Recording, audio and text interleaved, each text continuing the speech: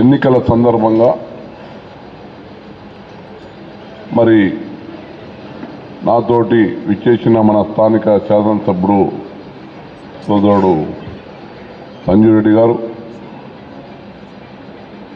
మరియు మన పట్టభద్రుల ఎమ్మెల్సీ క్యాండిడేట్ నరేందర్ రెడ్డి గారి సోదరుడు పనేందర్ రెడ్డి గారు అంటే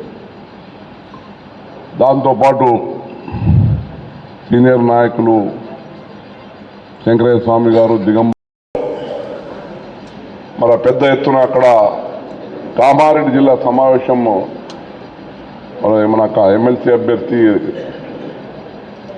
నరేందర్ రెడ్డి గారితో పాటు మన పిసిసి అధ్యక్షులు మహేష్ కుమార్ గౌడ్ గారు మరి అక్కడ ఇన్ఛార్జ్ మంత్రివర్యులు జూపల్లి కృష్ణారావు గారు షబ్బీర్ అలీ గారు అక్కడ మదన్ మోహన్ రావు గారు దాంతోపాటు లక్ష్మీకాంతరావు గారు మరి రెండవ మీటింగ్ ఏమో బాన్స్వాడలో పెట్టుకున్నాం మరి పోచారం శ్రీనివాసరెడ్డి గారి దీంట్లో అంటే పెద్ద ఎత్తున నిన్న ఈ గ్రాడ్యుయేట్ ఎన్నికల్లోనే మరి మంచి స్పందనతోనే ఇక్కడ మరి కార్యక్రమం నడుస్తుంది. ఈరోజు మన నారాయణఖేడ్ నియోజకవర్గంలో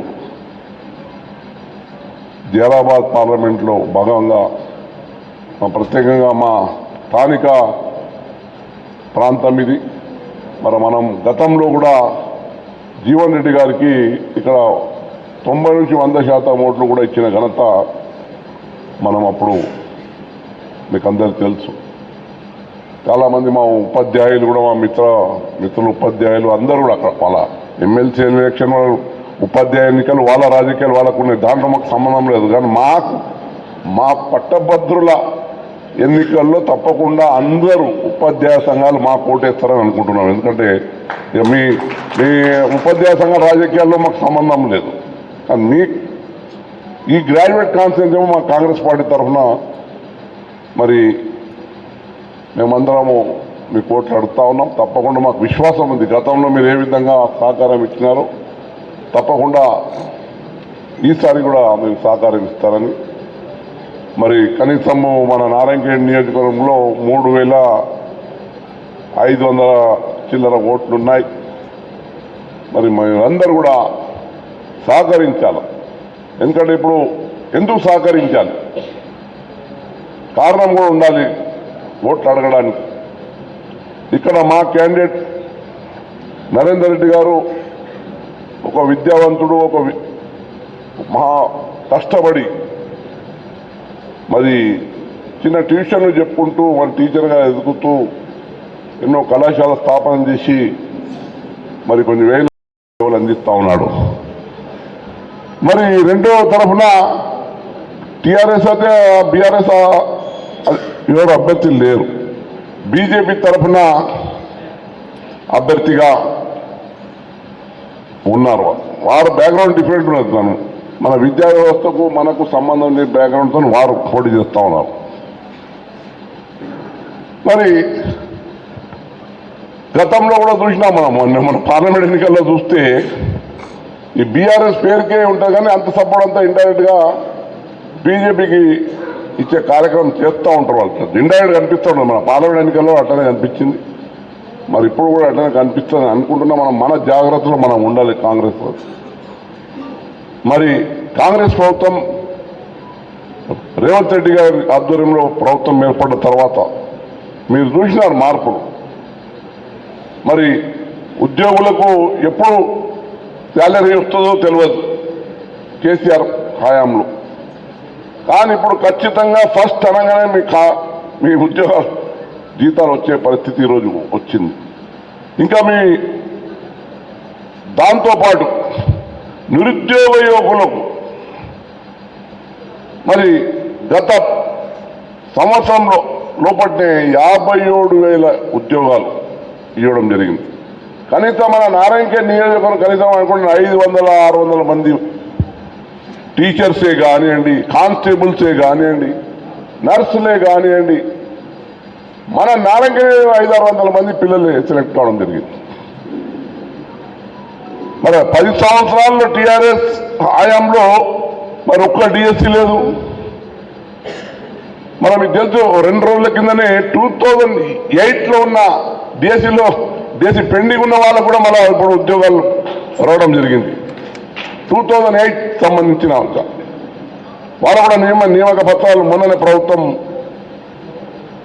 ఇంకొందరు 2006 వాళ్ళు కూడా ఉన్నారు. ఇప్పుడు మా నారాయణ కాంతేజ్ గారు మా మెదక్ జిల్లాలో మొన్ననే వచ్చి మా మిత్రులు మా గొట్టిముక్కుల ఉన్నాడు మా రవీందర్, అటువంటి 8 మంది ఉన్నారు. ఇంకా వాళ్ళు కూడా మేము ముఖ్యమంత్రి పోయి ఒకసారి 2 నెలల కింద సార్ 8 మంది 2006 డిఎస్సి సంబంధించిన వాళ్ళు మిస్ అయినరు. వాళ్ళు కోర్టు ఆర్డర్ ఉంది, వాళ్ళు తీసుకుని తప్పకుండా ఈ 8 తర్వాత వాళ్ళకు కూడా తీసుకుందామని ముఖ్యమంత్రి గారు చెప్పడం జరిగింది. అంటే చెప్తా ఉన్నాను, ఈ ఉద్యోగంలో గ్రూప్ 1, గ్రూప్ 2, గ్రూప్ 3 ఇవన్నీ మీరు చూస్తున్నారు. ఎగ్జామ్స్ అయినాయి, ఎగ్జామ్స్ అవుతా ఉన్నాయి. అంటే ఇంకా కనీసం 1 లక్ష ఉద్యోగాల అవకాశాలు ఇచ్చే అవకాశం ప్రభుత్వం తరఫున ప్రయత్నం జరుగుతూ ఉంది. ఒక కృతనిశ్చయంతో ప్రభుత్వం ఉంది. అంటే ఇవన్నీ కూడా మన పట్టభద్రులైన మన గ్రాడ్యుయేట్స్కు ఉపాధి అవకాశాలు మెరుగైనాయి, వస్తున్నాయి. ఒకవేళ రాని అవకాశం ఉన్నవారు వాళ్లకు మరి స్కిల్ యూనివర్సిటీగా, స్కిల్ డెవలప్మెంట్ యూనివర్సిటీ మా రేవంత్ రెడ్డి గారు స్థాపించడం జరిగింది. ఏదైతే గ్రాడ్యుయేట్స్ అవుతారో వాళ్లకు సంబంధించిన ఇంట్రెస్టింగ్ ఫీల్డ్లో స్కిల్ డెవలప్మెంట్ కోర్సులు ఇచ్చి ప్రైవేట్ ఉద్యోగాలు కూడా ఇచ్చే అవకాశాలు స్కిల్ డెవలప్మెంట్ ఇన్స్టిట్యూట్ ద్వారా మనకు ప్రభుత్వం ప్రోత్సహించబోతున్నారు. అంటే ఈ విధంగా నిరుద్యోగ యువకులకు ఏ విధంగా ఉద్యోగ అవకాశాలు రావాలన్నదే రేవంత్ రెడ్డి గారి ఆధ్వర్యంలో ఉన్న కాంగ్రెస్ ప్రభుత్వం కార్యక్రమం నడుస్తూ ఉంది. మరి అక్కడ బీజేపీ ఉన్నది. నరేంద్ర మోదీ గారు 14లో చెప్పినారు సంవత్సరానికి 200 ప్రభుత్వ ఉద్యోగాలు, 2 కోట్ల ప్రభుత్వ ఉద్యోగాలు ఇస్తామని. 10 సంవత్సరాలు అయిపోయింది. 20 కోట్ల ఉద్యోగాలు ఇవ్వాలి నరేంద్ర మోదీ గారు. మరి ఎక్కడ పోయినాయి ఉద్యోగాలు? సెంట్రల్లోనే ఇంకా 50 లక్షలు, సెంట్రల్ గవర్నమెంట్లో 50 లక్షల ఉద్యోగాలు ఖాళీగా ఉన్నాయి. దానికి భర్తీ చేయమంటే కూడా భర్తీ చేయని పరిస్థితి ఈరోజు ఉంది. మీరు 2 కోట్లు ఇవ్వండి. ఇప్పుడు ప్రస్తుతానికి సెంట్రల్ గవర్నమెంట్లోనే వివిధ డిపార్ట్మెంట్లో 50 లక్షల ఉద్యోగాలు ఖాళీగా ఉన్నాయి. మరి దానికి ఎందుకు తొందర రిక్రూట్ చేస్తలేరు? అంటే ఇవన్నీ విషయాలు అర్థం చేసుకున్నాను మన గ్రాడ్యుయేట్స్. మరి రేపు కాంగ్రెస్ ప్రభుత్వం అన్ని విధాలుగా అండగా ఉంటుంది. మరి ఇక్కడ క్యాండిడేట్ వైజ్గా కూడా అన్ని విధాలుగా మరి మంచి క్యాండిడేట్ నరేందర్ రెడ్డి గారు ఉన్నారు. మరి వారు మంది అన్ని విధాలుగా విద్యావంతుడు. మీ విషయంలో రేపు కౌన్సిల్లో మరి మీ అన్ని విషయాల్లో వారు పోరాడతారు, అవగాహన ఉంది వారికి. మరి అటువంటి అభ్యర్థి మనం చేసుకోవాల్సిన అవసరం ఉంది. మన ఆనాడు విద్యావస్థలో కేసీఆర్ గారు ఒక్క 2-3 యూనివర్సిటీకి కూడా కరెక్ట్ అని బీసీలకి అపాయింట్ చేయలేదు. వైస్ ఛాన్సలర్స్ అపాయింట్ చేయాలన్నా లేదా తెలంగాణలో ఉన్న యూనివర్సిటీలకు? అన్ని పెండింగే పెట్టి ఇన్ఛార్జ్ ఐఏఎస్ ఆఫీసర్లకు ఇన్ఛార్జ్ బీసీలకు పెట్టి 10 సంవత్సరాలు నడిపించిండు. ఇప్పుడు గత సంవత్సరంలో మీరు చూస్తూ ఉన్నారు, ప్రతి యూనివర్సిటీకి ఒక క్వాలిఫైడ్ బీసీలు వేసి ఆ యూనివర్సిటీ అభివృద్ధి చేయాలని మరి మన ముఖ్యమంత్రి గారు ప్రయత్నం. దాంట్లో 90% యూనివర్సిటీలు బీసీలు వచ్చేసినారు. బీసీలు రావడం వల్ల ఆ యూనివర్సిటీ క్వాలిటీ పెరుగుతుంది, కార్యక్రమాలు పెరుగుతాయి, క్వాలిటీ ఎడ్యుకేషన్ వస్తుంది. మరి ఆ విధంగా విద్యారంగంలో కూడా అన్ని విధాలుగా ఈరోజు మన మోడల్ స్కూల్స్ ఉన్నాయి. దాంతోపాటు మళ్ళీ మన కొత్తగా ఇంటర్నేషనల్ స్కూల్స్ మనకు వస్తూ ఉన్నాయి. ప్రతి నియోజకవర్గానికి 150 కోట్ల రూపాయలతో మనం మొన్ననే మన నారాయణఖేడ్ వాసర్ దగ్గర మనం శంకుస్థాపన చేసుకోవడం జరిగింది. అంటే ప్రతి నియోజకవర్గానికి ఇంటర్నేషనల్ క్వాలిటీ ఎడ్యుకేషన్ మోడల్ స్కూల్తో ఉన్నాయి. మనకు మోడల్ స్కూల్తో పాటు ఈ కస్తూర్బా రెసిడెన్షియల్ స్కూల్స్ ఉన్నాయి. మన మిగతా ఎస్సీస్ బీసీస్ అన్ని రంగాల్లో ఉన్నా కానీ ఇంకా quality education top level education రావాలని ఈరోజు మన ప్రభుత్వం ఆ ప్రయత్నం చేస్తున్నది. దాంట్లో భాగంగా ఎంతోమంది అండర్ గ్రాడ్యుయేట్స్కు మనకు ఉద్యోగాల అవకాశాలు ఉంటాయి. మరి ఇవన్నీ విషయాలు గ్రహించి మరి మనం తప్పకుండా